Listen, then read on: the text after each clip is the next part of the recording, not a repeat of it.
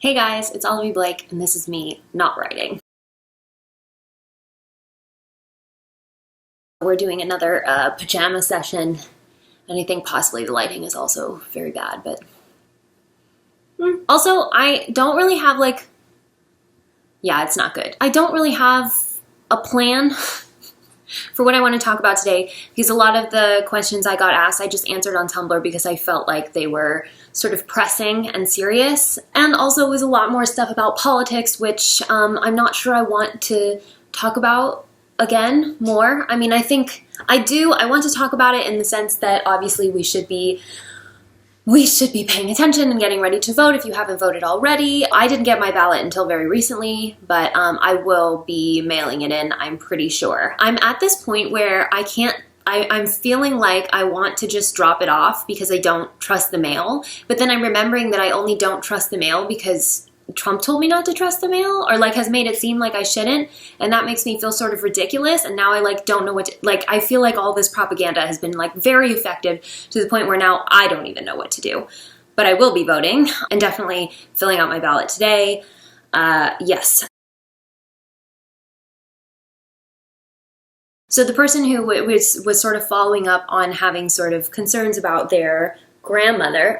Am I in the lane now? So the person who was sort of following up about their grandmother, I gave them sort of some ideas for how to sort of the opposite of reason with her. I think it was AOC that said that basically everybody has someone in this election that only they can get through to. So, propaganda is very effective. Misinformation is very effective, as I just said about my own fears about the post office.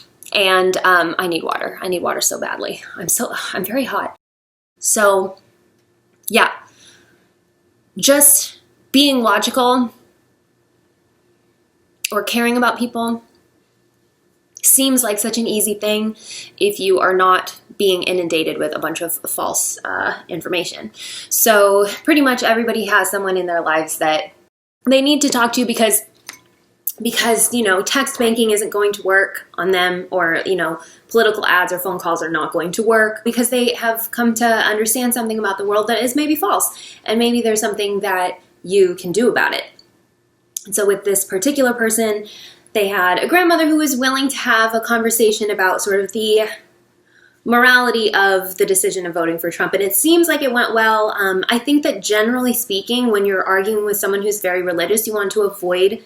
Well, let me walk that back. When you're speaking with anyone, you really want to avoid making them feel stupid or telling them that they're wrong. Especially that tends to be true with people who are very religious, your parents or your family or whatever, because there is also the kind of idea that they're your elders and they don't want to be told that they're stupid. I mean, imagine that your child is at one point a baby who can't even hold its head up, and then one day it's why are you an idiot and why aren't you voting for this thing that, they're who knows? Nobody wants to hear that they don't know something or don't understand something. So you kind of always have to work within the realm of that person's beliefs and their understanding of the situation, and never directly contradict them, but just sort of lead them to the conclusion that maybe they haven't considered something, which requires a lot of patience on your part. It requires you to not get emotional about the fact that they can't just see what seems very obvious to you, because it seems very, very difficult to understand why anyone, hard enough to understand why anyone would be voting for Trump in this election, and way, way harder to understand why anyone would be undecided in this election. But there are people who feel like they don't have enough information or haven't had a good enough conversation, and it is worth talking to those people if it's someone in your life. We don't necessarily have to correct misinformation, but remind people that they can think for themselves. I mean, in this case, even a person who believes that abortion is morally wrong could still probably identify the ways in which Trump is morally bankrupt, and kind of acknowledge that voting based on this one issue also means, being pro-life in one specific way is not really very much when you consider how much more there is to life, and also other people who are alive and who need to be taken care of. So essentially, there are still arguments to be made. Some people it's not, yes, and if you know it's not worth sitting down and taxing your own mental health, then don't do it. But if there is someone that you feel like you could talk to, because especially if their voting behavior, if say they don't care about this situation and it's very important to you because say you're a woman or a person who needs healthcare, you're freelance, or you're under 26 and still on your parents' healthcare, if you don't want to lose your health insurance, if you care about marriage equality, if all of this stuff is like important to you for reasons, if you have a ton of student loans and it's hurtful to hear other people say that they don't care or that they don't have a stake in this election, because that's basically saying that, like, if they're not going to vote, for example, that's basically saying that they don't really care what happens to you. And that can be hard. And sometimes I think it's worth having that conversation that's like, can you see how this impacts me, even if it's not about you? So sometimes I think that's important.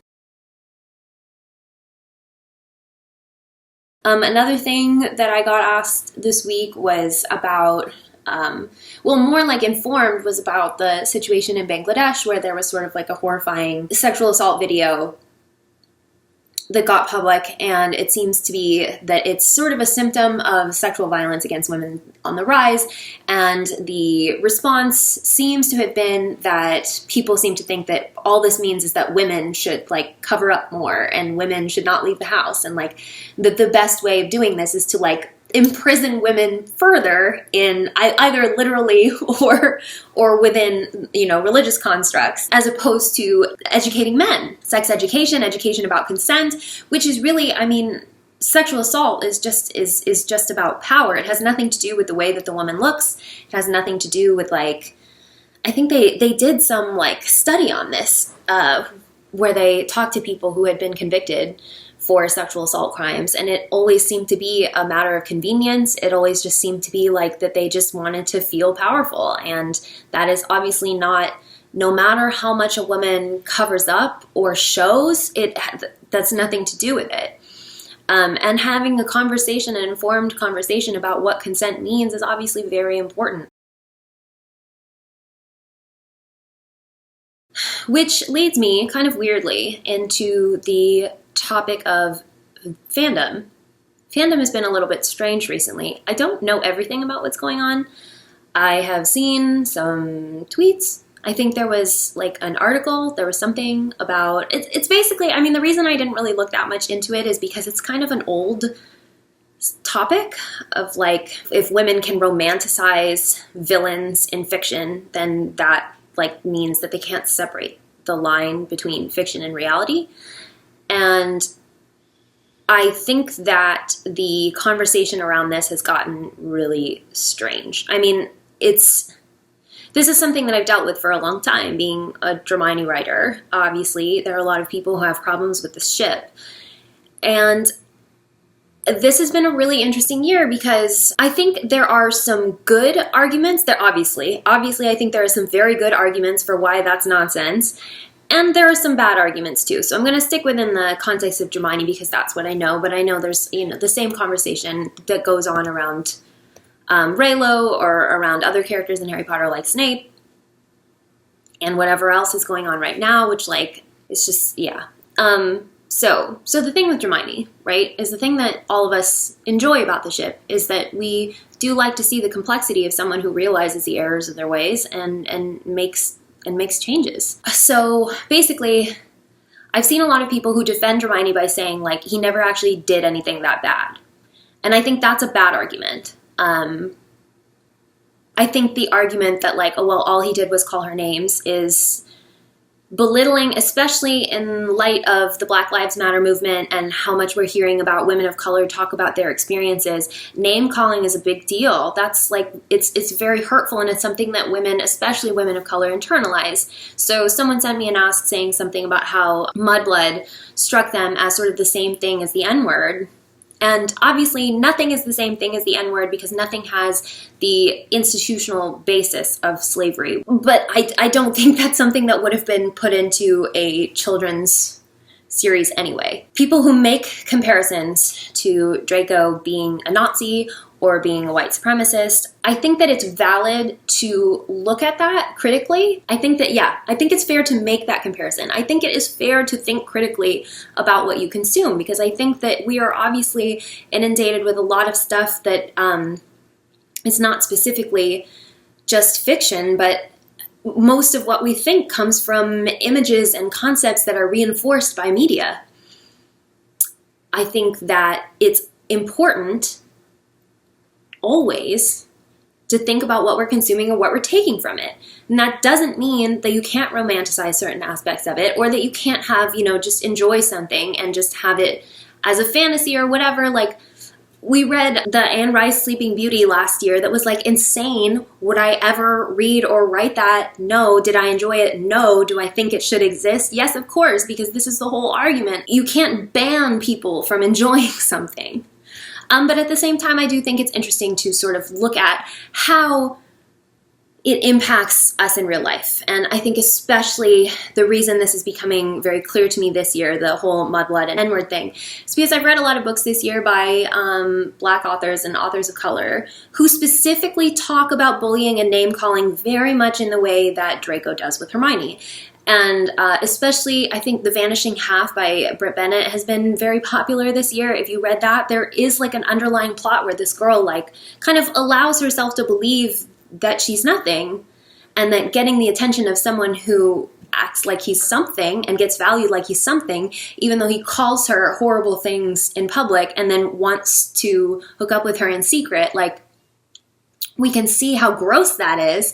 And then when you see that applied in fan fiction, it's hard now to not feel like, oh shit, I think I missed something. Like, no one ever called me names. And so maybe I don't really know what it's like to fall in love with someone who belittled me for years. But of course the difference is we're not taking canon Draco and he just all of a sudden Hermione's just like in love. No, like the point is to write something, to imagine a situation in which he is actually doing some penance for the things that he's done and making it up to her and recognizing that he's wrong. 2 steps. 1, recognizing that he's wrong, and he's not just wrong about her specifically, but wrong about everyone like her, because that is showing value for her and who she is and not misogyny. Although people really misuse the term internalized misogyny. I've seen it just thrown around like it just doesn't apply in some of the ways that people use it. It is a thing. I've experienced it a lot in terms of people reacting to my female characters, but I don't think people apply it to shipping all the time,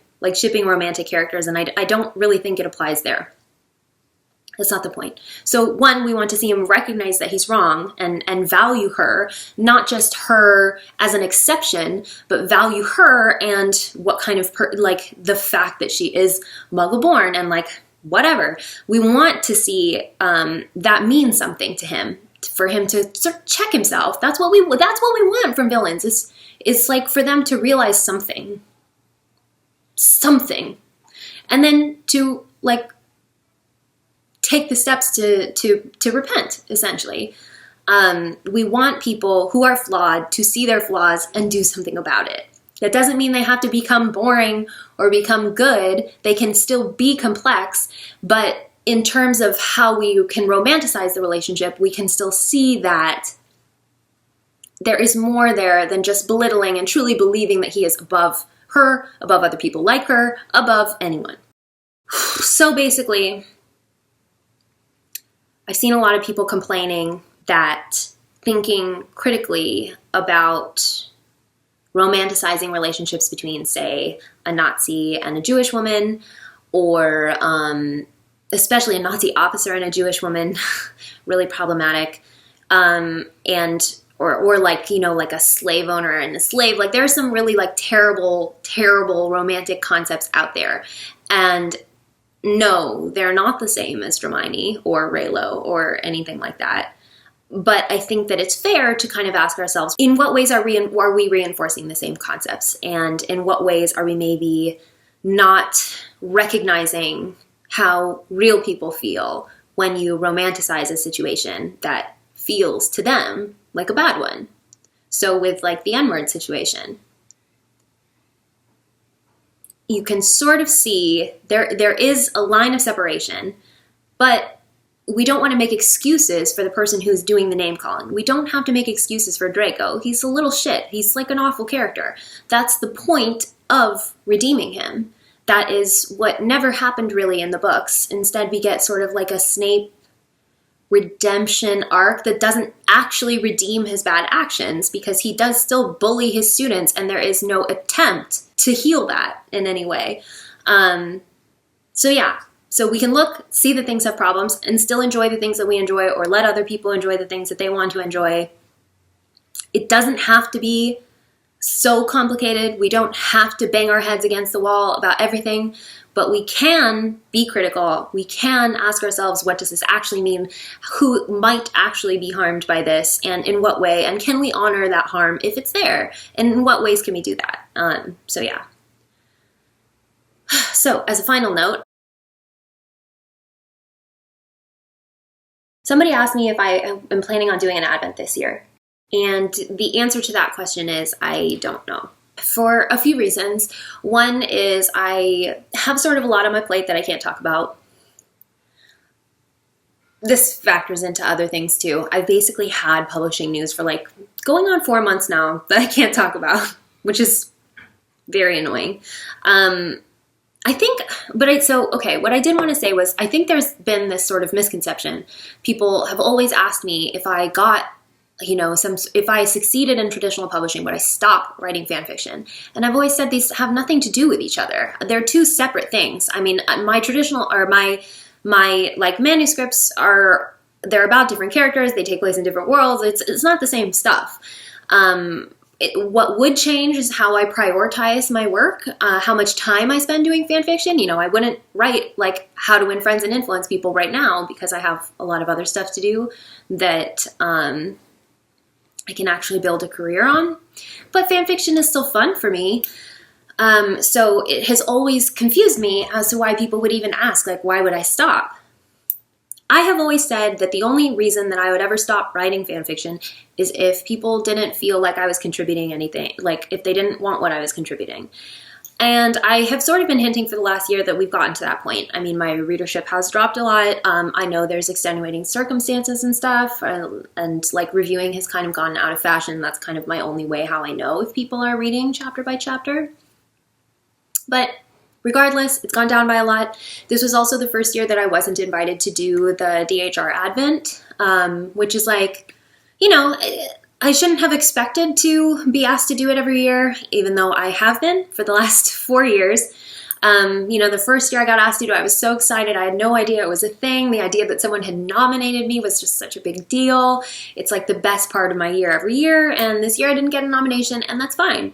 But it's kind of like, if I were looking for a sign, that would kind of be a sign, And I've been wrestling with this too, because it's just like, with everything happening with J.K. Rowling, like, I don't really love playing around in her source material anymore. It's hard for me to, I really hate what she's doing. It's not even what she believes, like, obviously that's terrible, but the fact that she won't shut up about it, and like, people are saying, this is the thing with the fan, it's like, people are saying, you're causing harm, and she's like, I don't care, and I'm just gonna keep doing it, and I'm just gonna really like dig in harder and keep making my point, and it's hard.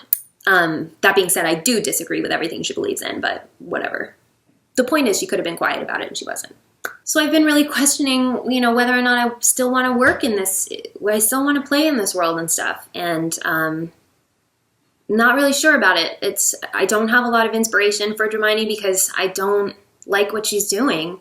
And I don't feel good about, I feel good about what I've created so far, but I don't feel good about continuing to spend a lot of time here, knowing that I'm continuing to work with source material and the imagination of someone who, now that I know for sure what she thinks about certain things, it's hard to play with her. Like what we do is play with other authors' intellectual property. And, I've always been critical of J.K. Rowling, and that's always made its way into my stuff. But now it's like especially hard. On the other hand, I'm very bored. Publishing moves extremely slowly, and it doesn't make sense for me to, with how long it takes before like manuscripts actually move forward in the publishing process. It doesn't really make sense for me to just write book after book after book. So there is time for me to write fan fiction. But so my answer to this question is I don't know. I haven't decided. I think that once the holidays roll around, I probably will feel like writing a holiday story, and there's a good chance I will write something. Do I think I will write 24 stories? No. Last year was torture. I loved it. I was having a lot of fun until I think there were a lot of people, well, I don't know about a lot, but there were certainly a few trolls who showed up and were just like, this is all bad. I think they were like, all these stories are melodramatic and awful. And like, it was really hard for me to like even know what to do with that. Like I was writing a story every day for 24 days for free, asking for nothing in return. And there are still people who were like, who felt it was necessary to make me feel bad. And it's just like, I don't want to put myself through that again. Someone once told me that I was like a little bit traumatized after Nobility, and I'm a little bit traumatized. I went into this year a little bit traumatized from Fandom. And increasingly it feels like a bad place to be, not just because of J.K. Rowling, but because of, you know, these like fandom arguments where people really feel like it needs to become this whole war about how you consume things and what you consume and what you like. And I went through a whole thing with like trolls this summer. So I don't know. I definitely, if there's some inspiration, I would love to write something. I still want to write stuff that is available for free to my audience. I love to do it. I love to write. I love these characters that I've been playing with for years. I love the versions of them that I've gotten to build. I love just like popping up with a new world that people will read no matter what. Like that's exciting to me. And I love, you know, what I hope is giving you something that you want that is accessible. But I don't know if this is a place for me anymore. And I wanted to say this on video because I didn't want it to be like super dramatic. Sometimes when I, you know, write it out and then ask, people decide they need to show up and like reassure me. Or say that like they still love my work, and that's great. That's great. I'm happy. I've written so much stuff and I hope you continue to enjoy it, whether I write more or not. But it's just like, I don't know.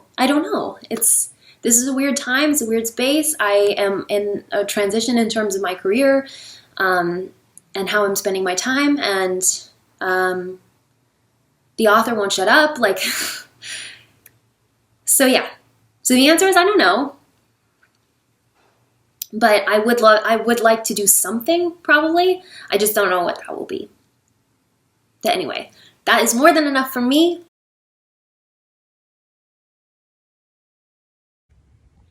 Okay, update. I have now read the Snape Wives article. It's a Jezebel article. I had no idea what the tweets were talking about, but I finally found it through a completely unrelated source. I think that everything I said still tracks, but I don't really understand why the author brought in Reylo at the end, because I would say that Reylo is completely different from Romanticizing Snape, who's not a romantic character in the series. But I do think what she said about Lily, people's opinions about Lily in Fandom, that does track as internalized misogyny. But again, and I don't think there's anything wrong with being critical, but I think that the reactions to it and the fact that it's from someone who's kind of like a fandom outsider, it's kind of like ill-timed. But yeah, I don't really know why she brought Reylo into it, because I think that's a completely different thing. But otherwise, I think everything I said checks out. Okay, it turns out I have more to say on the subject. Also, like, I'm not naked. Okay. I just think that it's not really fair to compare people who sympathize with the Ben Solo character, who's designed to be sympathetic and within the Star Wars universe is supposed to be sympathetic, versus Snape, who I don't think is all that sympathetic. Unrequited love is not a reason to be cruel to children. It just doesn't track in the same way. In addition to the fact that Reylo is actually like a romance confirmed by the franchise versus Snape. Okay, that's all. This has been me, Olivie Blake, not writing, and I'll see you next week.